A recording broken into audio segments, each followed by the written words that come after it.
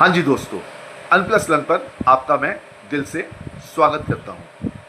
अगर आप इस चैनल में पहली दफ़ा जुड़े हो तो प्लीज़ इस चैनल को सब्सक्राइब कर लीजिए और लाइक कर लीजिए और बेल आइकॉन हिट कर दीजिए ताकि आपको सारे नोटिफिकेशन समय में मिलते रहें। तो आज आपके सामने मैं एक ऐसी टॉपिक के बारे में बात कर रहा हूँ और ऐसी टॉपिक के बारे में आपको इन्फॉर्मेशन दूंगा जो आपके डेली लाइफ में काम आती है, जो आप डेली लाइफ में आप देख भी रहे हो, सुन भी रहे हो, आपको पता भी है। और हमें इस सेक्टर के बारे में शेयर बाज़ार में एंगल से अगर हम सोचें तो इस पे हमें एक ऐसी नज़र लगानी चाहिए कि अब जैसे आपको पता होना चाहिए आप इन्वेस्टर हो या ट्रेडर हो। अगर आप ट्रेडर हो तो चलो, आप ट्रेडर हो तो आपको सेक्टर से कोई लेना देना नहीं है। आप उस सेक्टर के अंदर उस किसी स्टॉक में आए, आपने शेयर खरीदे, आपने बेचे, आप निकल गए। लेकिन अगर आपने बहुत मोटा पैसा कमाना है, आपने लंबा सोचा हुआ है, तो फिर आपको एक इन्वेस्टर एंगल से सोचना पड़ेगा। और इन्वेस्टर एंगल क्या होती है, उसमें आपको फोकस करना होता है कि कौन से सेक्टर में मैं जाऊंगा तो मुझे पैसा मिलेगा और लॉन्ग टर्म। तो उसमें आपको ऑब्जर्वेशन बहुत स्ट्रांग होनी चाहिए। आप ये ट्रिक क्या बेसिकली, अगर आप कोई ऑब्जर्वेशन रखते हो अपनी, तो आपको पता चलता है कि भाई कौन से सेक्टर में सरकार पैसा लगा रही है। हाँ जी, सरकार, गवर्नमेंट ऑफ इंडिया, क्योंकि आज की तारीख में सबसे ज़्यादा पैसा सरकार के पास है। तो जहाँ सरकार जाएगी हमें भी वहीं जाना चाहिए और उसी सेक्टर में हमें पैसा लगाना चाहिए। अब आप बोलोगे हम क्यों लगाएं वहाँ पैसा, क्योंकि उस सेक्टर में सरकार लगा रही है तो सरकार प्राइवेट लोगों को भी लाएगी और उस सेक्टर में कैपिटल आएगा और कैपिटल के बिना कुछ नहीं होता। और उस सेक्टर में हमें देखना है, उस सेक्टर में ग्रोथ है तभी सरकार आ रही है। ठीक है जी। तो हमें जहाँ विटामिन जी होगी वहीं आएगी सरकार भी। और हमारे प्राइम मिनिस्टर जो मोदी साहब है, इस सेक्टर के बारे में बहुत इन्होंने मतलब इनको बहुत इंटरेस्ट है इस चीज़ में, बहुत पैसा लगा रहे हैं। तो और इस सेक्टर का जो आपको ये रिन्यूएबल एनर्जी और क्या कहते हैं सोलर एनर्जी और हाइड्रो एनर्जी, ये एनर्जी सेक्टर से ही मैं आपकी आज बात कर रहा हूँ। तो आप देखोगे कि India opens nuclear energy to private companies. India open, इसका मतलब है कि इंडिया ने जो न्यूक्लियर एनर्जी का या जो एनर्जी सेक्टर है, इस पे सरकारी तो थे ही, लेकिन इसको प्राइवेट को भी एंट्री दिया। क्यों? क्योंकि अगर हम सरकारी तंत्र में जाते हैं तो आपको पता है कि एक फाइल घूमने में ही कितने टाइम और कितने महीने और कितने साल लग जाते हैं। तो वो तो इनके बस की है नहीं, इतना समय तो है नहीं।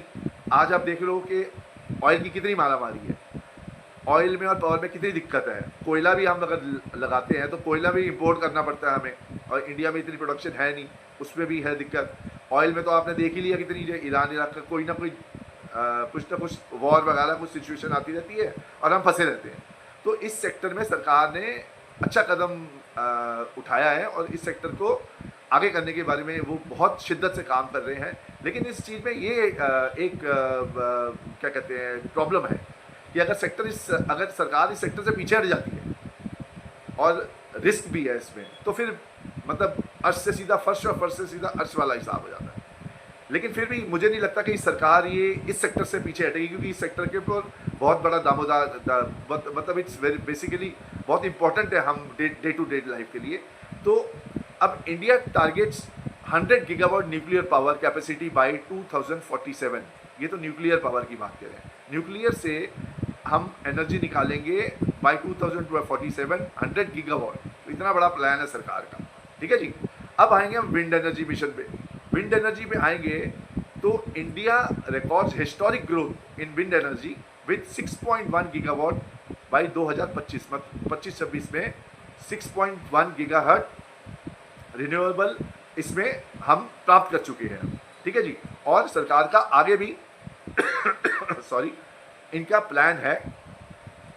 Government committed to enabling 100 gigawatt, पहले 50 था, अब 100 पे आ गए हैं विंड कैपेसिटी बाय 2030 और 2000 क्या कहते हैं 6.1 से सीधा ये चले जाएंगे 100 गीगावाट 2030 तक। और उसके बाद इन्होंने कहा है कि हम 156 पे चले जाएंगे गीगावाट बाय 36। तो इतनी इन्वेस्टमेंट करने के बारे में सोच रहे, इतनी कैपेसिटी के बारे में सोच रहे हैं। पहले 1.6 हुई, फिर 100 गीगावाट, फिर 2030 तक, और उसके बाद 156 2036 तक एम किया हुआ इन्होंने।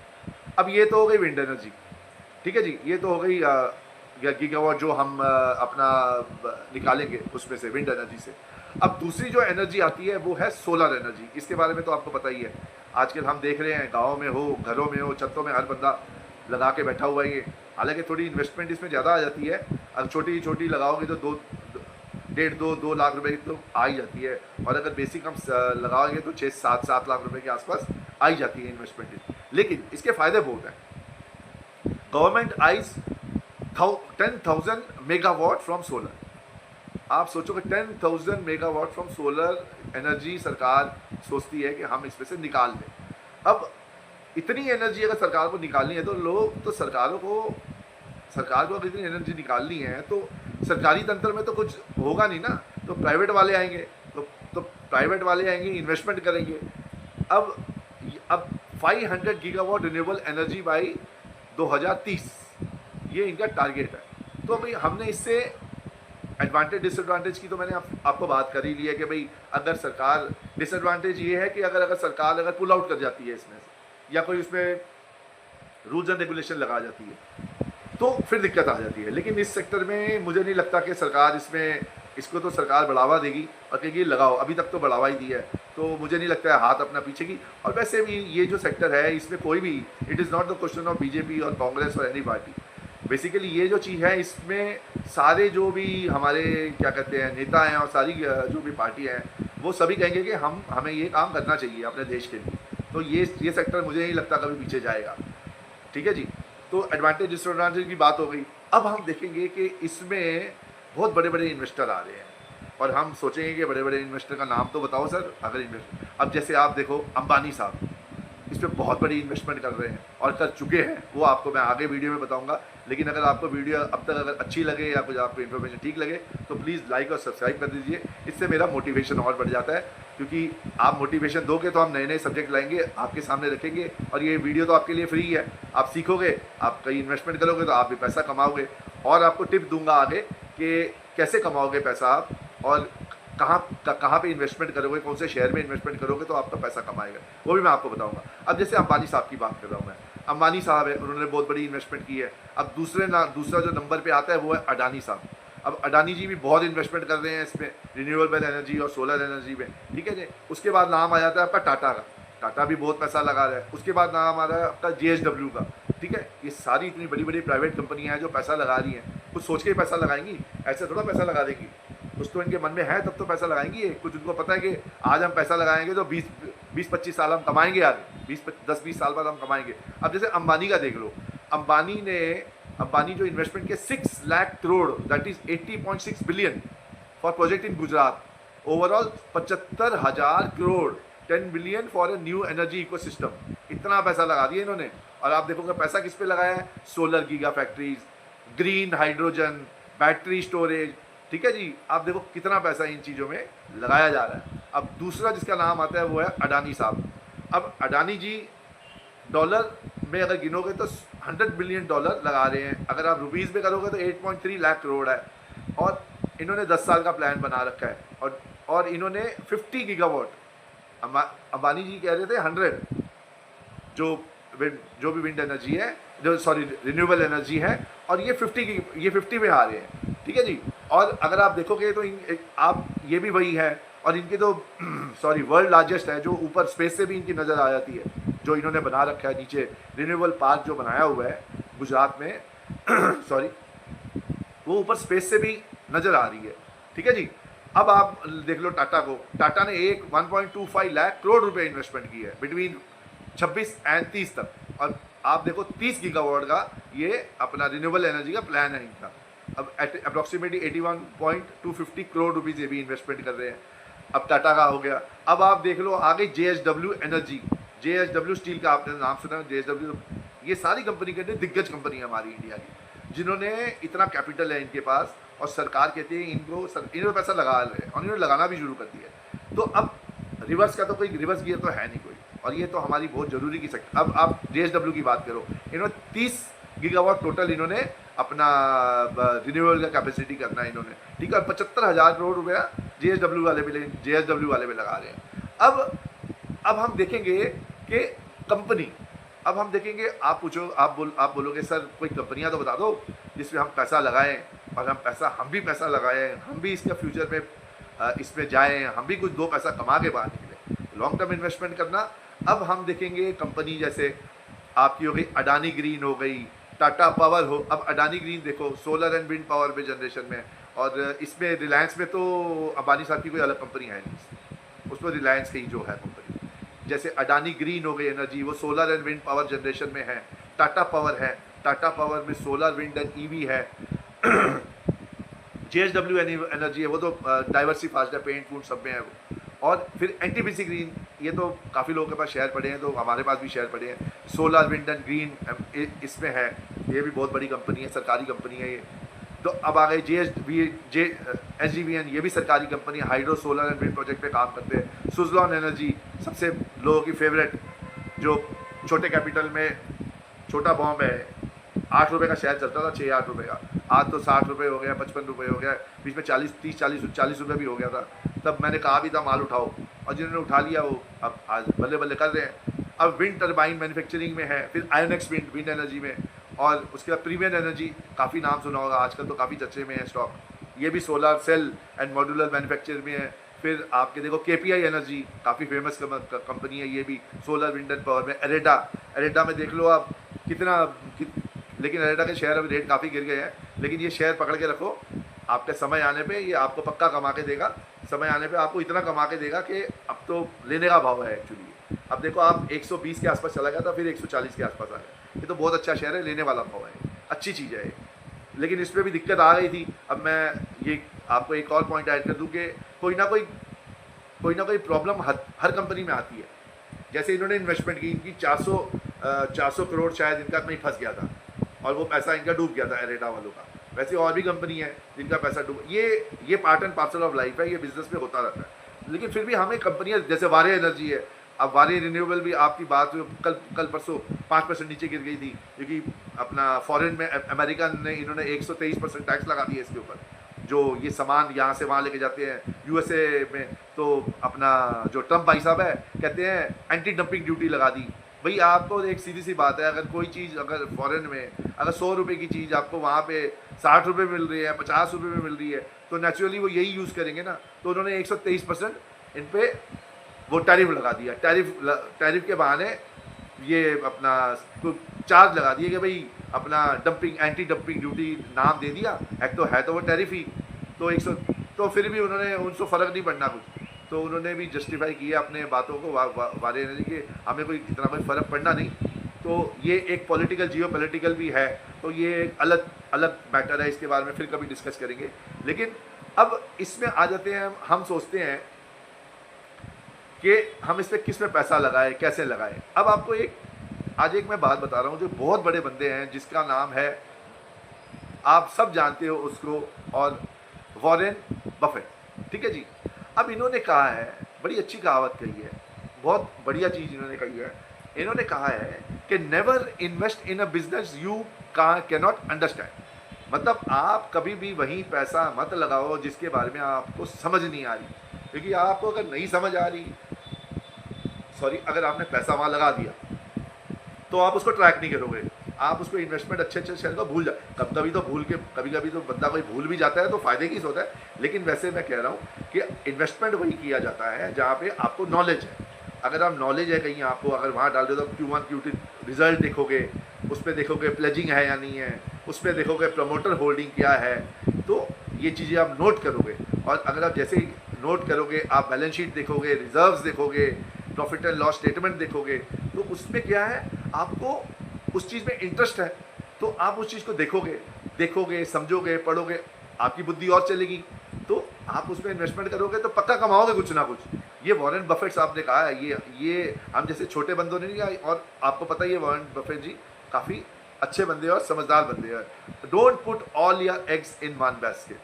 सबसे एक और बड़ी बात जो वॉरेन बफेट जी ने कहा, सारे पैसा एक ही जगह कभी नहीं इन्वेस्टमेंट करो, डाइवर्सिफाई करो। ये मैंने आपको पहले ही बोल चुका हूँ, सोने में डालो, चांदी में डालो, शेयर में डालो, mid cap, small cap, large cap, आपको सब जगह पैसा होना चाहिए। लेकिन अब आप सोचोगे, आप मुझसे पूछोगे कि small cap, mid cap, large cap में कई कंपनी ऐसी है जो स्मॉल कैप है 10-10 साल वहीं पड़ी है, कोई वैल्यू ही नहीं उनकी, वहीं की वहीं पड़ी है। कई शेयर देखो आप मिड कैप है जो लार्ज कैप बन गए हैं, और कई ऐसी इन्वेस्टमेंट है, हम सोचते हैं स्मॉल, अभी ट्रेंड में आ रही है कि स्मॉल कैप में पैसा डालो और वो 100 का 200, 500, 1000 हो जाएगा। सारी कंपनी नहीं है ऐसी, हम अगर रिटर्न देखने जाएँ तो कोई रिटर्न ही नहीं आया उसमें।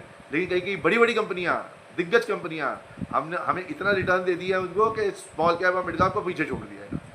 तो ये एक आपको मैं एक वैल्यू एडेड पॉइंट बता रहा हूँ, जाके आपको पता चले कि क्या क्या चीज़ें मार्केट में होती है। अब जैसे वॉरेन साहब कहते हैं कि सारे don't put all the eggs in one basket, और इन्होंने एक बहुत बड़ी एक और चीज़ बता रखी है हमें, ये मैं आपको पहले भी जिक्र करता हूँ इस चीज़ का, be fearful when others are greedy.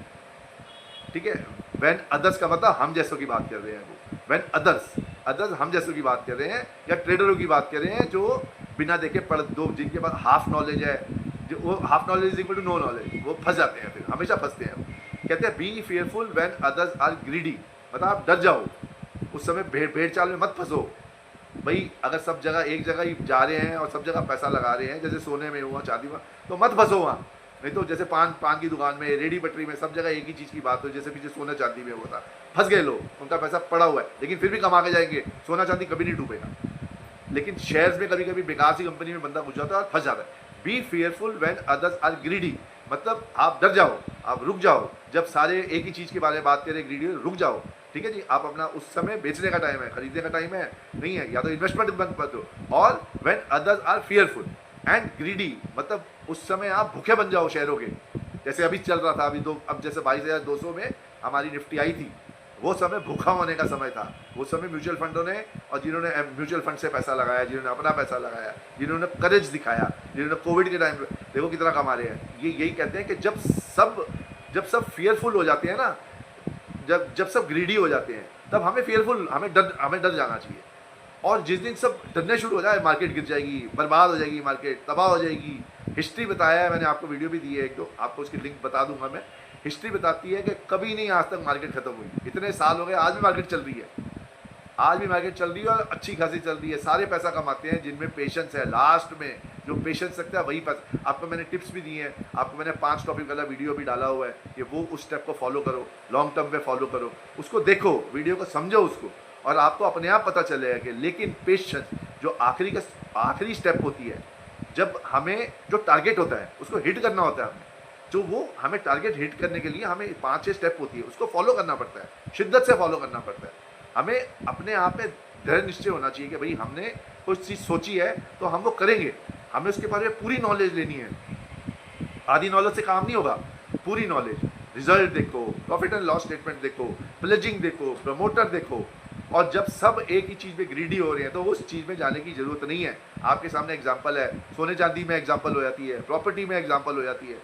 तो आपने ये सीखना है। और ये सेक्टर जो मैं रिन्यूअल के आता हूँ, इस टॉपिक पे आता हूँ, अगर इस सेक्टर में आपने जाना है तो मैंने कंपनियों के नाम बताए हैं आपको, इन कंपनियों को भी सिलेक्ट करो, स्टडी करो, क्योंकि मैं ये आपको वीडियो दे रहा हूँ नॉलेज के पर्पज़ से।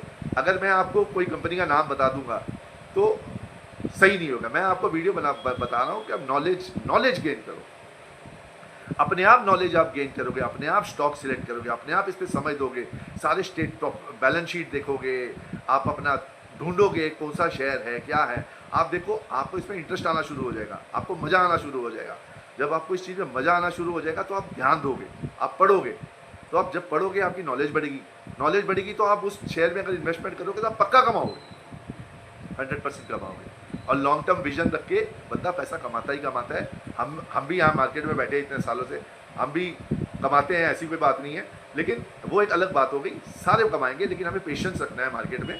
और जो मैंने सेक्टर की बात की है, जो एनर्जी सेक्टर की बात की है, बहुत अच्छा सेक्टर है। इसमें इन्वेस्टमेंट आज की तारीख में बड़े बड़े लोग कर रहे हैं, तो हम भी अपने पास जितनी पूंजी है उसमें से छोटा मोटा इन्वेस्टमेंट कर सकते हैं, ताकि हम भी अगर जब कहते हैं ना बहती गंगा में हम भी हाथ धो लेते हैं, तो जो बड़े बड़े पैसे लगा रहे हैं हम भी कुछ पैसा लगा लेंगे, हम भी इसमें से कमा लेंगे। अगर वो अरबों रुपया कमाएंगे, हम लाखों रुपया कमाएंगे, लाखों लेंगे तो हज़ारों रुपये कुछ तो कमाएंगे।